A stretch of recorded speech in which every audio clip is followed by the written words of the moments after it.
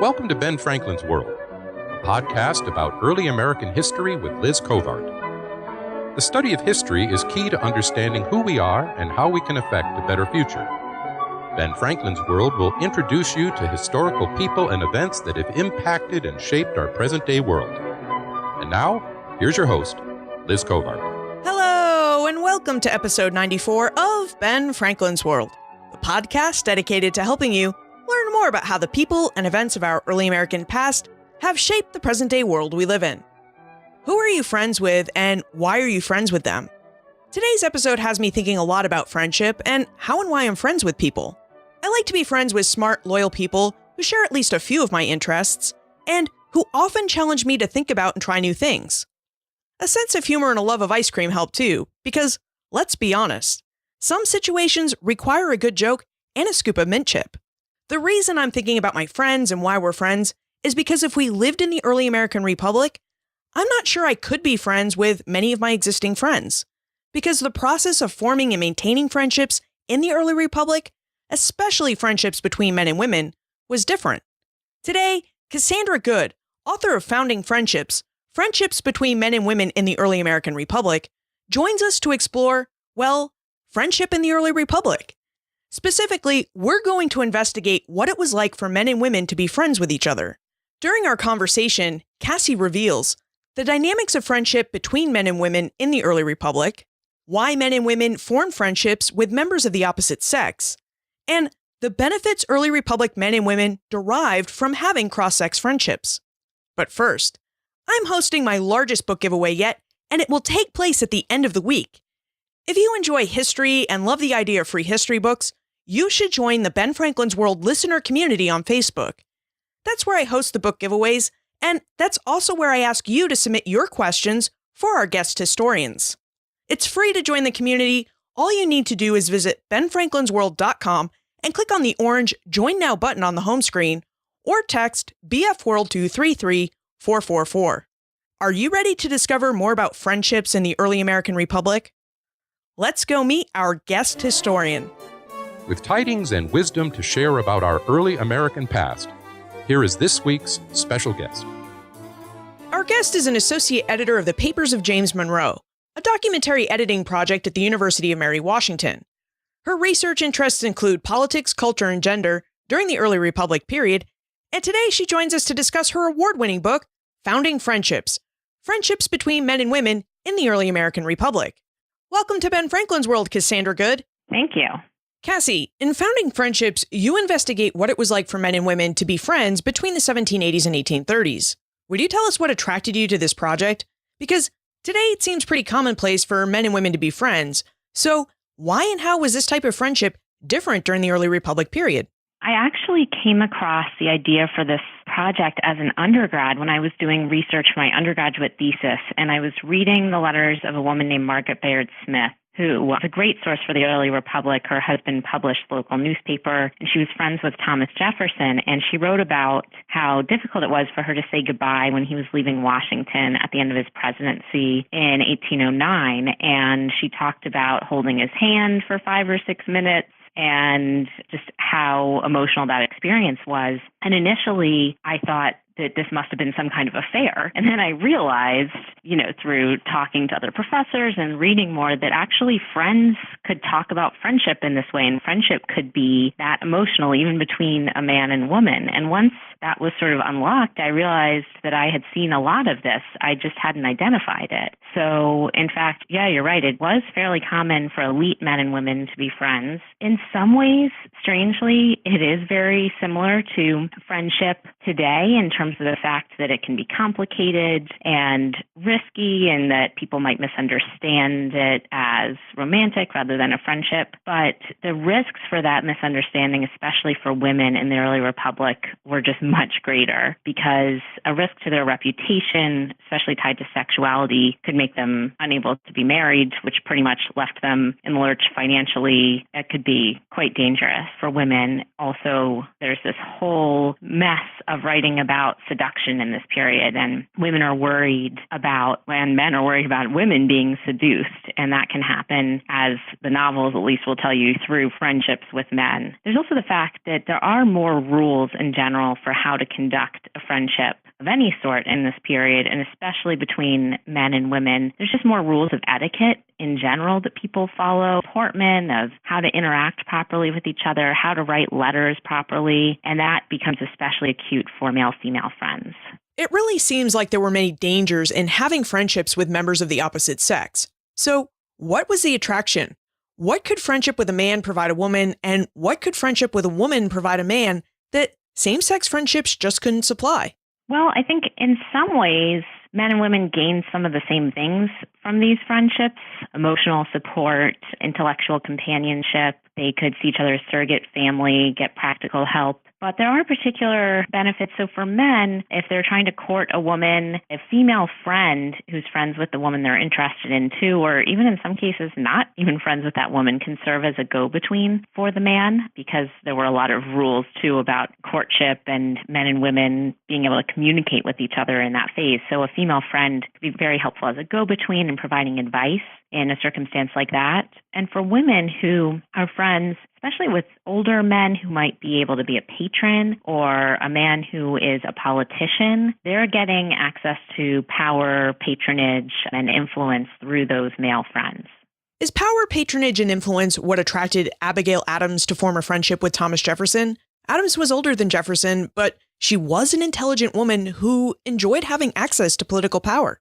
Yeah, absolutely. She does get access to power both through her husband and through Jefferson, but he also accesses political information through her. So there are times where he writes letters, often on the same day, to John and Abigail Adams. And if he's not getting the information he wants from John Adams, he'll say to Abigail, "Can you tell me what's going on?" So there's partially that political bond and benefit for them. There's also the fact that I think both of them just had a really intellectual connection and an emotional connection. So they found support in one another that way. When they met, Jefferson had been widowed not long before. So this emotional kind of connection with a female friend would be important. And, John Adams too is a very different sort of figure than Thomas Jefferson. So, a marriage isn't going to give all of the emotional and intellectual benefits a person gets in their life. And I think Jefferson filled in some of those areas that maybe John Adams didn't. So for Abigail, this is a different type of person that you get different things from. It's almost like we can see a reciprocal friendship or relationship of equals between Abigail Adams and Thomas Jefferson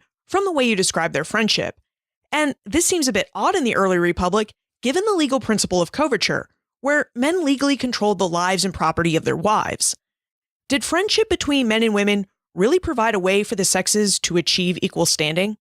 Yeah, I think fairly close, or at least more egalitarian than any other relationship between a man and a woman in this period. As you say, in marriage, this idea of coverture, legally the man owns the wife as property. In some ways, this is a legal fiction. It doesn't always, play out. The woman obviously is a person and can talk, and so is not strictly property, but he does have a lot of control over her, and divorce is, not an easy option. So that is a different dynamic for marriage, whereas in a friendship with a man and a woman, the man in no way owns the woman. She can leave that relationship whenever she would like. She can, end the relationship, as Abigail actually chose to with Thomas Jefferson at a certain point, or start the relationship again, as again she did much later. So there is this opportunity for equal footing in a friendship, as there's sort of reciprocity going back and forth with favors and emotion and letters and gifts. And all of those factors built together make these relationships much closer to equality than others between men and women in the period. In Founding Friendships, Cassie notes that it was natural for women with masculine intellects and men with effeminate and soft demeanors to cultivate friendships with members of the opposite sex. Cassie, what do you mean by masculine intellects and effeminate and soft demeanors? And why did it seem like men and women with these traits often cultivated relationships with members of the opposite sex? Yeah, it's interesting in this period that women, especially elite women, are supposed to be educated in order to educate their sons to be Republican citizens and educate or at least talk about intellectual issues with their husbands who are also Republican citizens. But there's sort of a limit to this. They're not supposed to be too intellectual. Being too intellectual is seen as masculine in this period. So this sort of suggests that women are acting outside of gender norms if they're talking too much about intellectual issues. And certainly people leveled that kind of accusation against somebody like Abigail Adams and a lot of the other women I write about. And in terms of the men, it's interesting that in the first chapter when I talked about 3 different pairs of friendships, all 3 of those men I talked about were described as having sort of feminine characteristics. And that didn't mean anything necessarily about their sexuality the way we might think today. But if you look at Thomas Jefferson first, his friend Margaret Bayard Smith describes him as having a manner and voice almost femininely soft and gentle. William Ellery Channing, another man I write about with a lot of female friends, his biographer said, "The feminine element, so strong in all men of genius, was dominant in his social nature. This attracted him to women." So there seems to be something that shows a little more gender flexibility. They're not in these strict roles as society defines them. And that, in some way, as Channing's biographer is saying, makes it more compatible for these men and women with these sort of gender flexible traits to be friends with one another. It really seems like men and women had a lot of navigating to do within society and amongst themselves when they formed cross-sex relationships in the early republic. When we need to navigate something today, many of us turn to the internet. But in those pre-internet days of the early republic, when you couldn't just Google search something, men and women turned to books and articles for advice. Cassie, how did books and articles assist early republic men and women with creating and maintaining cross-sex friendships? Yeah, if they had looked at advice books, which I'm sure they did, this was quite common for people to look at etiquette books, letter writing guides, sort of moral guides, they would have found some confusing advice because for the most part, these books suggest that friendships between men and women are either dangerous or they're impossible. There's one little poem in a book that warns the helpless fair, meaning women, in friendship with the other sex, be cautious, they, men, are apt to vex. And this is because men would pretend to be friends with a woman and use friendship as a phantom in the way to lead poor thoughtless girls astray. So this is going back to what I was talking about with seduction, that a lot of these advice books say, watch out being friends with a man. He might say he's friends with you just in order to seduce you. So there really wasn't a lot of practical advice on how to go about forming these friendships. They had to sort of make it up as they went along, piecing together what advice made sense for them. Many early republic men and women tried to gain social acceptance for their cross-sex friendships by situating them within 5 different and acceptable social structures: mixed-sex social circles, the church, fictive kinship relationships, by including their husbands and wives in their cross-sex relationships, and by forming cross-sex friendships only when they were older and free from the imputation of sexual impropriety. Cassie, would you tell us about these social structures and which one you think proved the most effective in gaining social acceptance for cross-sex friendships? Yeah, you're right. There are a variety of strategies that people use to gain social acceptance, to make sure that people understand that their friendship is safe and proper and not a sexual relationship. And, this is quite important to make sure that people understand the status of their friendship if they're going to stay friends. There are many cases where people use multiple strategies here. It might be that they, are part of a larger circle of friends and they use terms of fictive kinship, for instance. I think really the easiest situation for a woman, at least, to be in and have male friends is if she's an older widowed woman. There seems to be this idea that those women are somehow non-sexual. Usually there's not as much gossip around that kind of situation where there's an older woman who is friends with men. I think also it helps if you're married, you have to include the spouse pretty much in that case, especially if you're writing letters. And especially if you have pairs of spouses that are friends with one another. So John and Abigail Adams, and then Mercy Otis Warren and her husband, the 4 of them were all friends in a group. So I think that situation is really ideal. Let's take a closer look at how cross-sex friendships worked in the early republic. How did men and women set about forming a friendship with a member of the opposite sex? Yeah, I think in a lot of cases, these friendships are people that met growing up together or in the same social circles when they were young adults and out courting people. A lot of these relationships I look at are people in cities. There's more opportunities, especially in the northern cities, for men and women to gather in mixed-sex spaces and meet each other. Some cases, though, they just met through a spouse.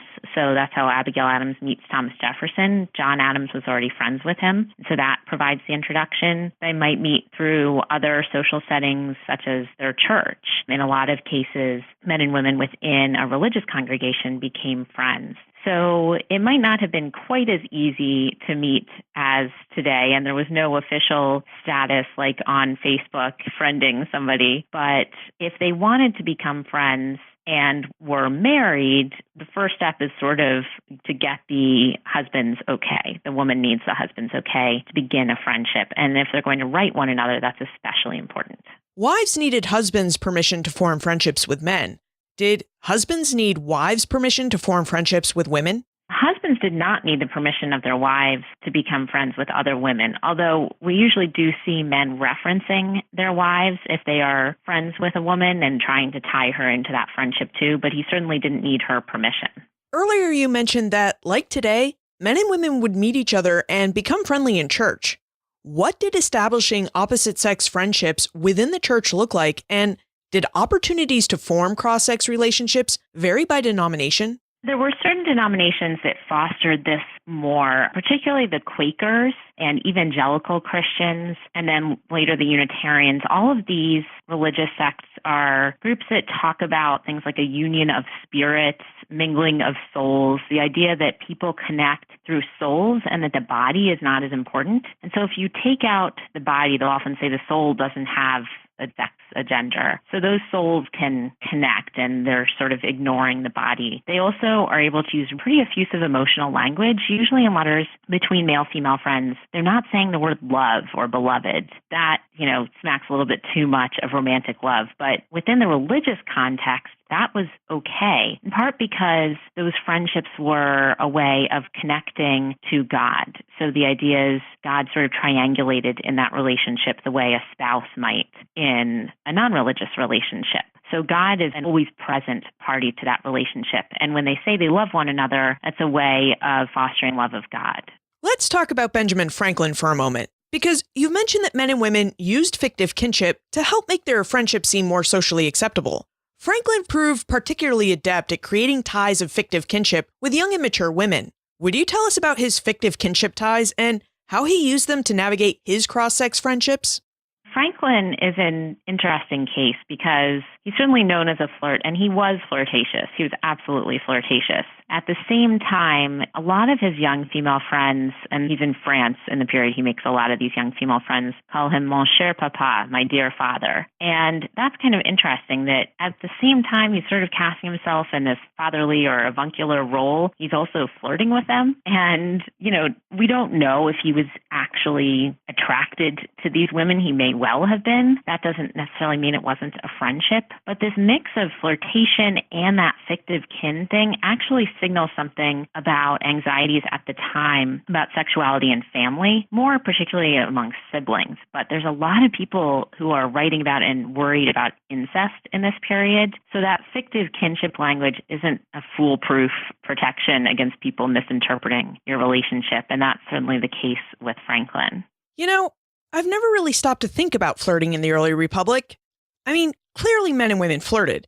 But was flirting a socially acceptable practice during the early Republic? Or did early Republic men and women largely engage in the practice behind closed doors, perhaps in the safety of their own correspondence? Within certain bounds, flirting is socially acceptable. And when we think about somebody like Franklin, he's in France, and it's definitely acceptable in the elite circles he's in France and would have been in England too. Less so in America at this point. So that's partially connected to ideas about sexuality and what marriage should be and different ideas between Europe and America there. But I think some flirtation is sort of a way of showing wit and intellect in this period, as long as, there are boundaries to it.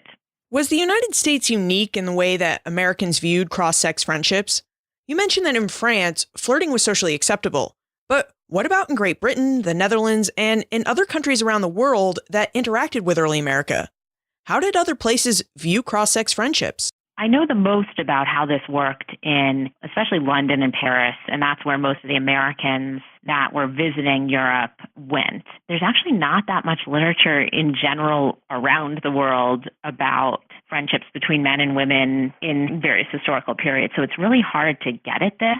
But for England and France, at least, among elites at this time, it was quite common for married people to have affairs. And so there's not the same worry with male-female friendship that there's something inappropriate going on, because if it is an affair, so what? Everybody's having affairs.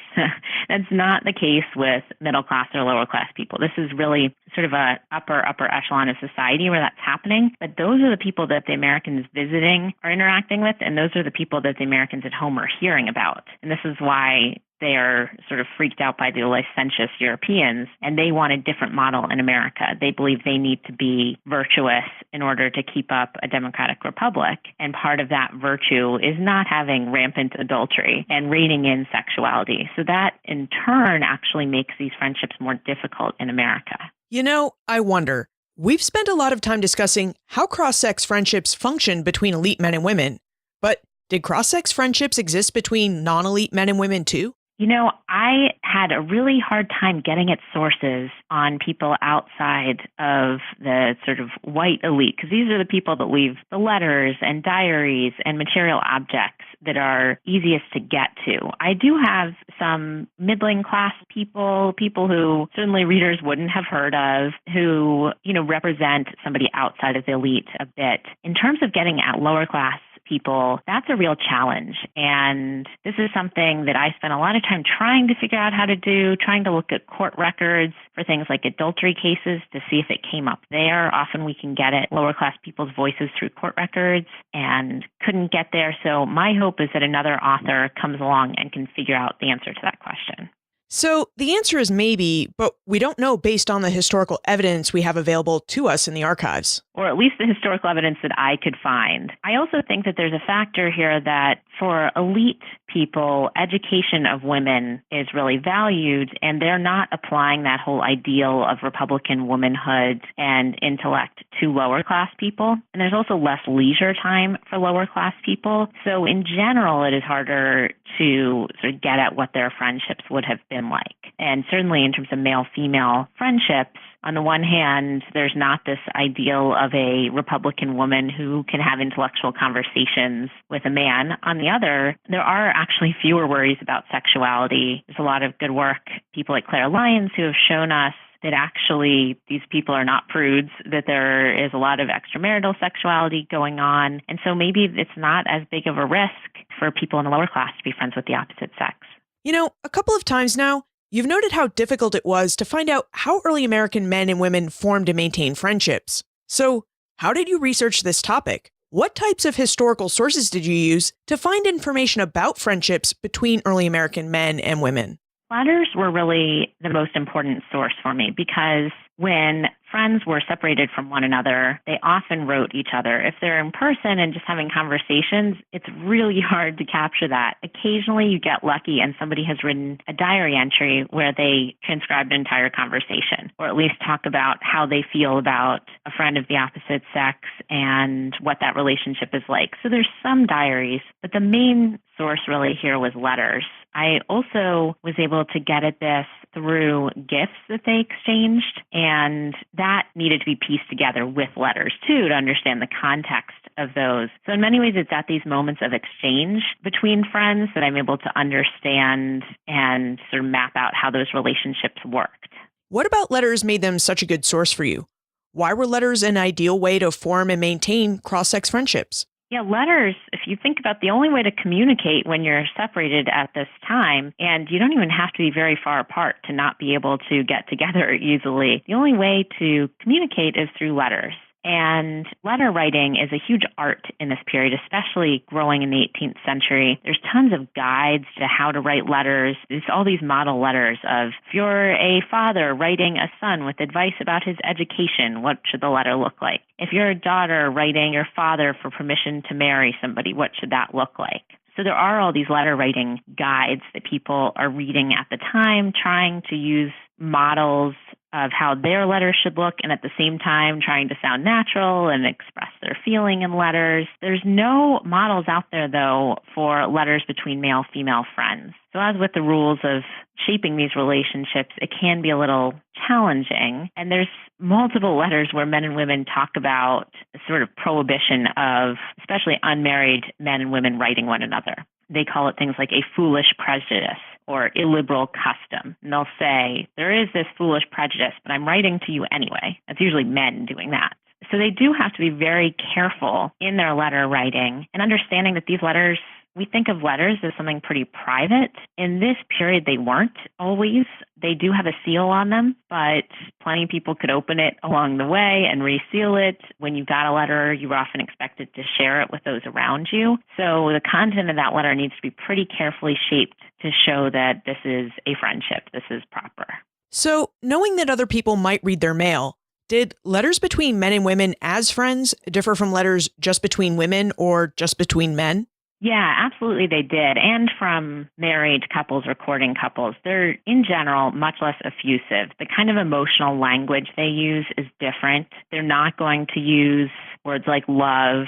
Often they'll say something about my heart in a letter of same-sex friendship or romantic letter, and in friendly letters between men and women, that doesn't really come up. Instead, they're going to use words more like esteem and respect and regard, and they're not going to address one another by their first name. Usually they're going to keep it more formal, dear sir or dear madam, and they're not going to sign something like with love. They might in a married couple letter, and actually even friendly letters at this time sound pretty romantic. And in some cases, they probably were romantic. There probably were relationships there that went beyond friendship. So those gradations actually help with understanding when you're looking at letters, okay, is this a letter of friendship? Are these people courting? Are they having an affair? Understanding that emotional vocabulary actually helps unlock the relationship. In addition to letters and other written sources, you also mentioned that objects, gifts, allowed you to gain insight into the cross-sex friendships that elite men and women formed. Would you tell us about the objects you looked at and about gift exchange? How did gifts allow early American men and women to form and maintain friendships with members of the opposite sex? Right. So exchanging a gift is part of usually an ongoing sort of cycle of reciprocity. We could think of emotional exchange or intellectual exchange, or more concretely, exchanging letters, and then gifts sort of become part of that flow. And it's a reminder of the other person's presence. It sort of substitutes for an absent friend. And that's particularly the case when you have a portrait, so you actually get to see the person's face. They might also give gifts of silhouettes. They might give poetry, small trinkets, even locks of hair. So there's a variety of gifts. They just have to be really careful in choosing the proper gift, something that will show this is a proper relationship, and shaping that exchange so that the people around them understand this is a friendly gift. I'm sure we've all been in this situation, right? We receive an unexpected gift from a friend and then wonder, do we need to go out and find a gift to give to our friend? Should we just send them a thank you note? Sometimes the whole process just seems complicated. Did this happen in the early Republic? Did gift giving complicate cross-sex friendships too? Yeah, I think at times it did. There are times where people misinterpreted what those gifts meant. And so we can see there's an example with the American naval hero John Paul Jones, where he receives a gift. A female friend of his who's an amateur artist paints a miniature of him. And miniatures, unlike portraits, usually were only exchanged in courtship. But this is France. The rules are a little different. He gets this gift of a miniature of himself that she has painted, and he thinks this means she wants to have an affair. So he sends her a letter with a cipher so they can write each other, he says, very freely and without risk, and asks for a miniature of herself that he can wear around his neck. And she sees this and pretty much says, no, that is not what I meant. This was just about friendship. And he tries to downplay it and say, friendship has nothing to do with sex. Pray, what harm is there in wishing to have the picture of a friend? But, he's being a little disingenuous there. So there are times that, yes, this can be pretty complicated. Your research must have revealed some interesting gifts. What was the most interesting gift that a pair of opposite sex friends exchanged?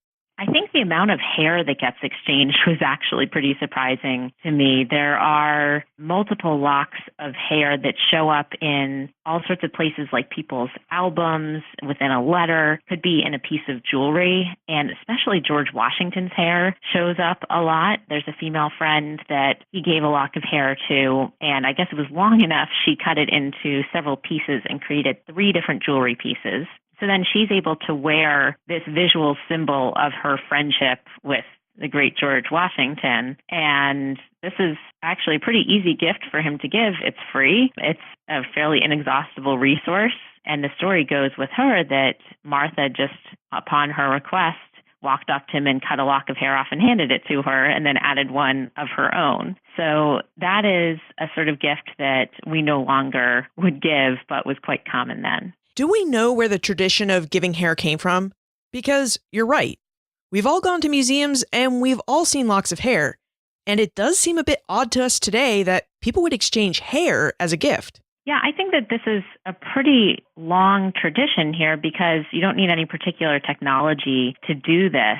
And you're giving a physical piece of yourself to represent yourself to this friend. So I think this had been going on for a very long time. It sort of accelerates in the 19th century in America, where you get really ornate hair jewelry. You're not getting much of that in the early Republic. And sometimes even that hair was from somebody you didn't know. So hair takes on this sort of aesthetic appeal that it doesn't have for us today, but also a memory value, I think.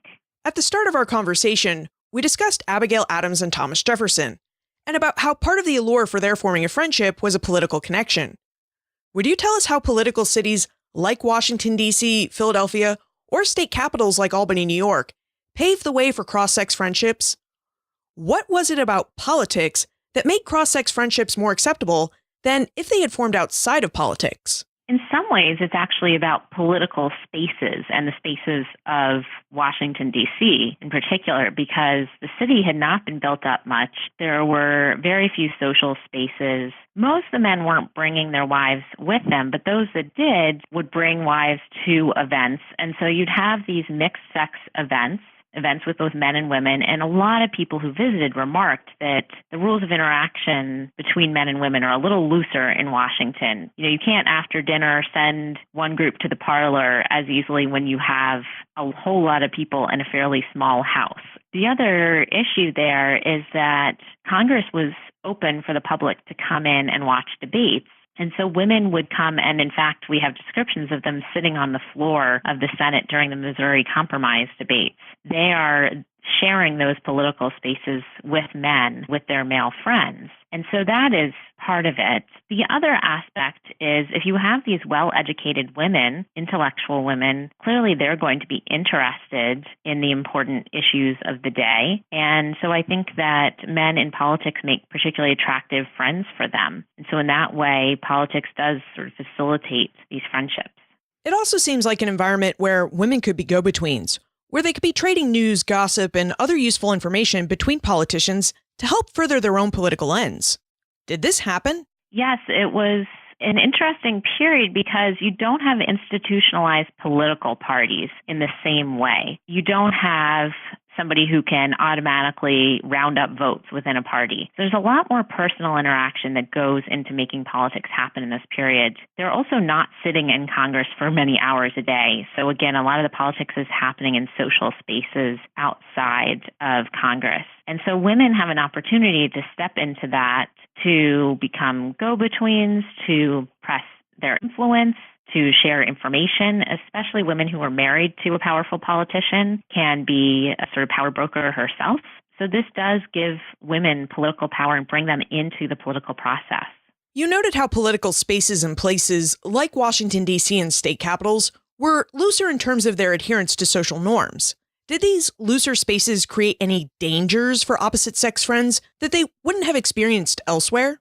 There was a danger to women appearing to be too political, just like to appear to be too intellectual because women, it was acceptable for them to talk about politics to a degree, but they weren't supposed to be really visibly, openly involved. They can't give public speeches. No woman is giving public speeches until the 1820s in America. So they have to do this a little more behind the scenes. And for women who seem to be too much in public, too political, that often translated into attacks on her sexuality. And so there are multiple cases where women that have male friends get tarred as being involved in sexual relationships.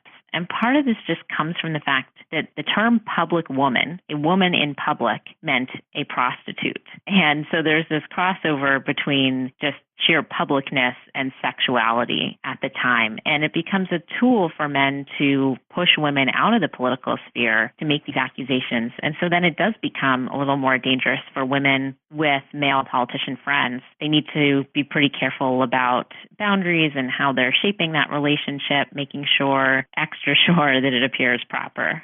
Before we move into the time warp, is there anything about the way that men and women formed and maintained friendships in the early republic that informs our present-day traditions of cross-sex friendships?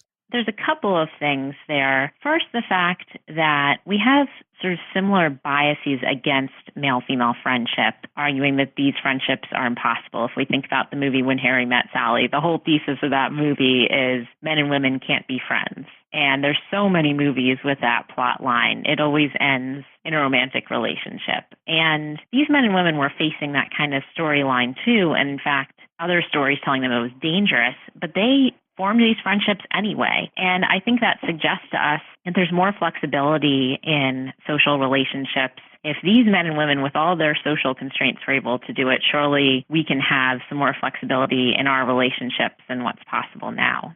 Let's move into the time warp. This is a fun segment of the show where we ask you a hypothetical history question about what might have happened if something had occurred differently or if someone had acted differently.